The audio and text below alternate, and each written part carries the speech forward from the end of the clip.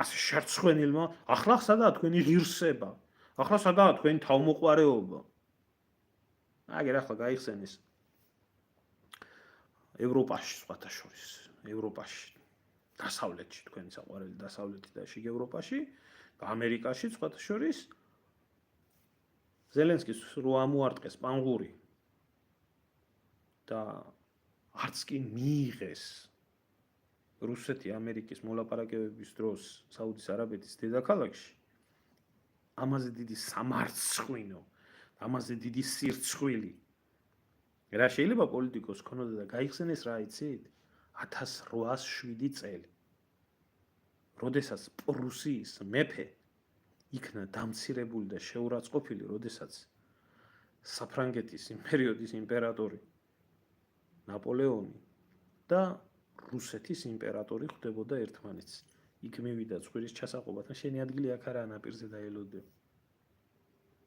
აი ასე დაცინიან და ეს სამარცხვინო ამბავს უხსენებენ თქვენ ზელენსკის. თქვენ კიდე ჩუმათა ხართ. ერთ მიტინგს ვერ მართავთ ამერიკის საელჩოსთან. ეგია თქვენი ღირებულებები? ესაა თქვენი უკნიდან განათლება?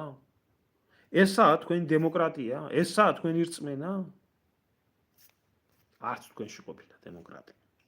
არ ვიცი. ხო ხედავ, დაგაბნელად ამ ტრამპმა.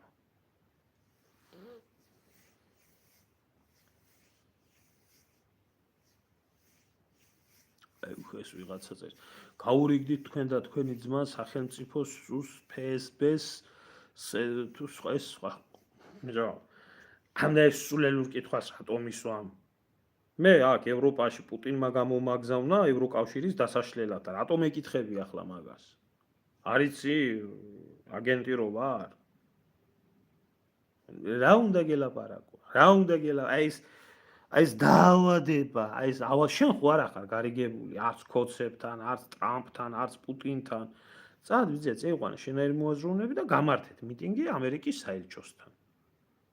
რომ დაიცვა დემოკრატია საფრთხეშია. ლიბერალური ღირებულებები, უკნიდან განათლება. აი ეს პასუხი მაქვს, აბა რა გითხრა?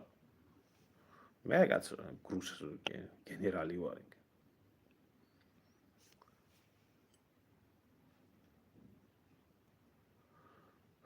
ხო, მე ზელენსკი თუ მასხრად გიგდებდა ესა რა ქვია 2008 წელს ეს რატო არ გახსოვდა?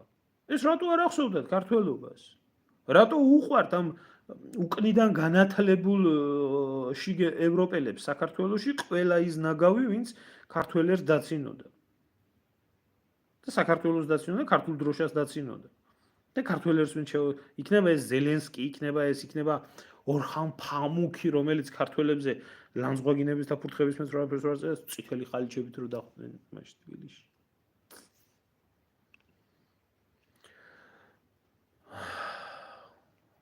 ხო. ახლა გავყვეთ ლოგიკას. გასცეს პასუხი. გაეცათ პასუხი ისე როგორც გასაცემი იყო პასუხი, რომ აქ ჩვენ ლაპარაკობთ ჩვენი ქვეყნის საკითხებზე და შენი ადგილიო არ იყო იქო და არავის დაუპატიჟები ხარო რომ ჩამობრძანდიო იქო და უკრაინის გარდა მილიონი საქმეები გვაქვს გასარკვევიო და გავარკვევთო როცა იქნებაო შენი დრო დაგიძახებთ და ილაპარაკეთო. მაგრამ ყველაზე საინტერესო რა არის იქ იცით? აი Зеленский поставил русских врагом. Ой, молодец. Вот молодец. Вот я прямо сейчас читаю, русскоязычный человек, и прямо я думаю, что вы член партии Саакашвили. Ну, прямо как в 2008 году, когда война была закончена и была оккупирована 20% территории Грузии, и тогда тоже Саакашвили и его команда кричали, что они выиграли войну. Вот прямо ты так вот. Ты украинский нацик. Я это понимаю. У вас одно мышление, у вас один менталитет, у вас все одно. Просто имя и фамилия есть разные происхождения, а то говно везде говно.